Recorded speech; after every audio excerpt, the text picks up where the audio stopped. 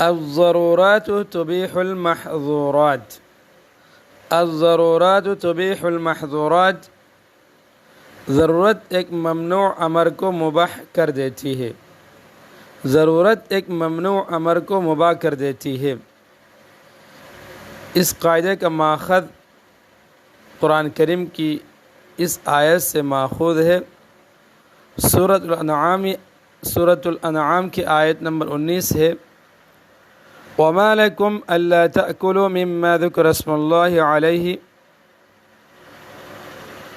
وَمَا لَكُمْ أَلَّا تَأْكُلُوا مِمَّا ذُكِرَ اسْمُ اللَّهِ عَلَيْهِ.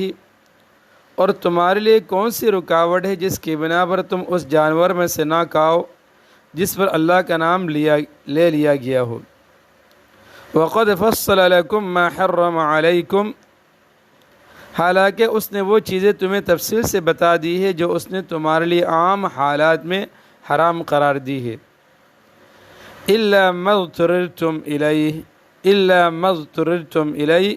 البتہ جن کو کھانے پر تم بالکل مجبور ہو جاؤ تو ان حرام چیزوں کی بھی بقدر ضرورت اجازت ہو جاتی ہے.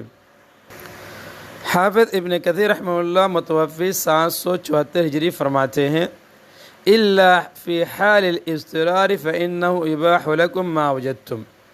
مگر اضطراری حالت میں جو پاؤ تم تمہارے لیے مباح ہے.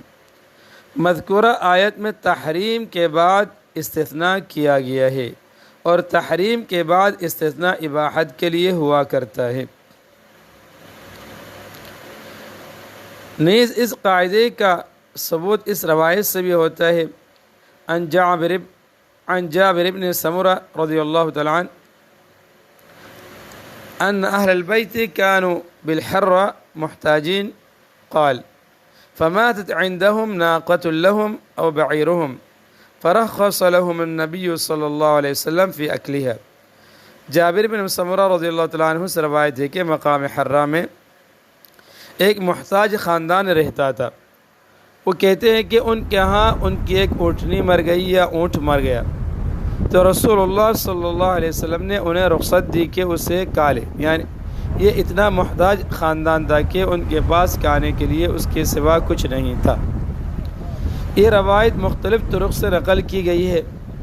دوسری جگہ اس کی تفصیل اس طرح ہے کہ یہ لوگ بہت غریب تھے اور ان کے پاس کھانے پینے اور جان بچانے کے لیے کوئی اور حلال غذا موجود نہیں تھی تو آپ صلی اللہ علیہ وسلم نے ان کی شدید ضرورت کے پیش نظر ان کو اس کے کھانے کی اجازت مرحمت فرمائی.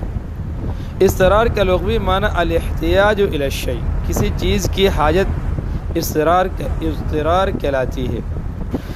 کسی شخص کا ایسی حالت تک پہنچ جانا کہ اگر وہ ممنوع چیز نہ کھائے تو ہلاک ہو جائے. اضطرار کا اصطلاحی معنی الاضطرار ہوا خوف الہلاک او خوف الضرر.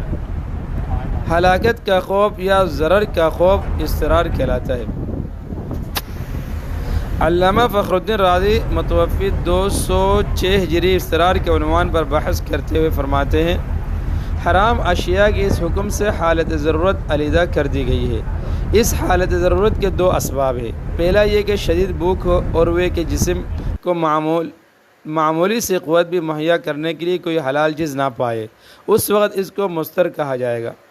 ثانیاً یہ کہ جب ان حرام اشیاء کے استعمال پر کوئی شخص مجبور کیا جائے تو اس وقت ان حرام اشیاء کھانا حلال ہو جائے گا. امام رازی رحمہ اللہ کی عبارت کا خلاصہ ہے کہ اضطرار کی دو قسمیں ہیں. پہلی قسم یہ کہ شدید بھوک کی وجہ سے جان جانے کا خطرہ ہو تو جان بچانے کی خاطر ممنوع اشیاء کو استعمال کر سکتے ہیں. دوسرا یہ کہ جب کسی شخص کو جبراً مجبور کیا جائے تو جان بچانے کی خاطر وہ بھی ان اشیاء کو استعمال کر سکتا ہے.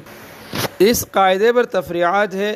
وضو یا غسل کے لیے پانی کے استعمال سے جان کی ہلاکت کا خدشہ ہو یا مرض شدید لاحق ہونے کا خطرہ ہو تو ایسی صورت میں تیمم کرنے کی اجازت ہے. نماز ادا کرتے ہوئے دشمن حملہ کر دے یا کوئی مالی نقصان میں یقینی خدشہ ہو جائے تو نماز توڑنے کی اجازت ہے.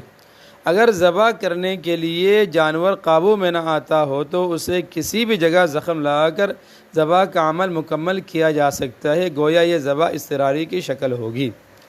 روزے کی حالت میں شدید پیاس یا بھوک لگ جائے اور جان کے جانے کا خدشہ ہو یا ایسے ہی حاملہ عورت کو حمل ضائع ہونے کا خدشہ ہو تو روزہ افطار کیا جا سکتا ہے، روزہ توڑ سکتا ہے۔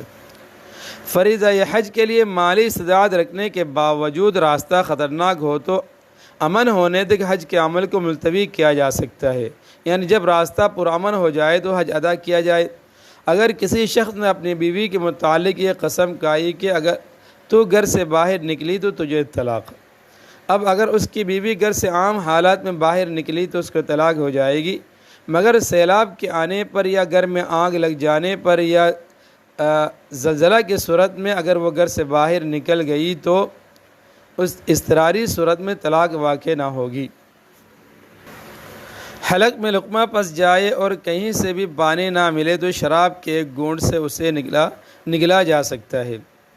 حالت اکرام میں زبان سے کلمہ کفر کہنا جائز ہے، یعنی کوئی مجبور کرے تو، جبکہ قلب و مطمئن بالایمان ہو، اس کا دل ایمان پر برقرار ہو۔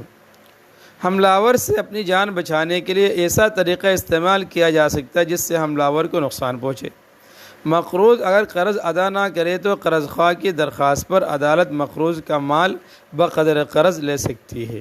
یہ تمام اس قاعدے پر ہو رہا ہے۔